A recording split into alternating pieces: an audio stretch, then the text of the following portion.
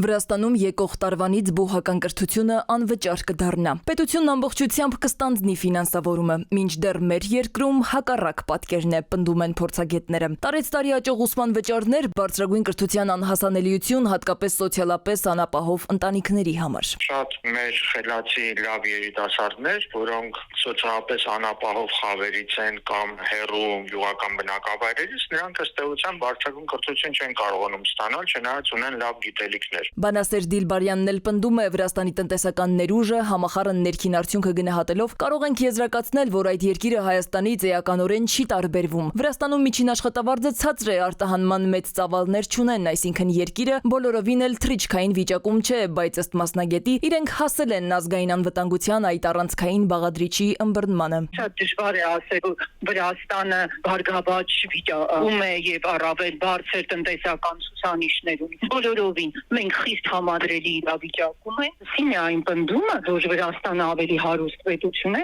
դրա համար կարող է իրեն թույլ տալ նման շռայլություն։ Այս տարվադրությամբ բրիտանական հեղինակավոր QS վարկանիշավորման աղյուսակում Հայաստանից միայն մեկ բուհ է ընդգրկված Երևանի պետական համալսարանը, որը զբաղեցնում է 1001-ից 1200-րդ տեղերը։ Մինչդեռ Վրաստանը ունի 3 բուհ, որոնք ընդգրկված են լավագույն 1000-ի մեջ, ինչը ցույց է տալիս, որ Վրաստանը Հայաստանի համեմատ ավելի բարձրորակ կրթություն է տրամադրում։ Մասնագետները նկատում են, որպիսի մեր երկիրն էլ անցնի բուհական անվճար կրթության, քաղաքական կամք է հարկավոր։ Ժամանակն է կրթական ոլորտի խնդիրները բերել առաջնագիծ։ Տարեց տարի մենք արձանագրում ենք վարձավճարների բարձրացում եւ արդյունքում ուսանողների զգալի մասը առաջին իսկ կուրսից փորձում է աշխատել, դրա պատճառով նրանք դասի չեն գալի, ուսման որակն է կորչում, թոշակներ գրեթե չունենք, միայն մի քանի ռազմավարական ընտրված ուղղություններում կարող են գումարներ տրամադրել։ Պետական կրթաթոշակով սովորող ուսանողների թիվը չի գերազանցում ողջ ուսանողական համակազմի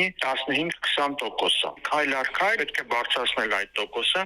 եւ հասնել մինչեւ 100%-ի։ Հայաստանի բյուջեն, եթե մենք նայում ենք, ամենաշատ ծախսերը սոցիալական ոլորտին է գնում եւ առողջապահությանը։ Կրթությունը ոչ պակաս կարեւոր ոլորտ է։ Սոցիալական ոլորտի 1%-ի կրճատումը կարող է բերել կրթության ոլորտի 10%-ի աճի։ Ազգային անվտանգության առաջնային բաղադրիչներից է կրթությունը, ասում են փորձագետներն ու ընդգծում, կենսունակ պետության ստեղծման միակ ճանապարհը կրթության հավասարության ապահովումն է, որպիսի բոլորն ունենան հավասար իրավունքներ։ Այն կարելի է ներդնել աստիճանաբար, ընտրելով ռազմավարական ոլորտներ։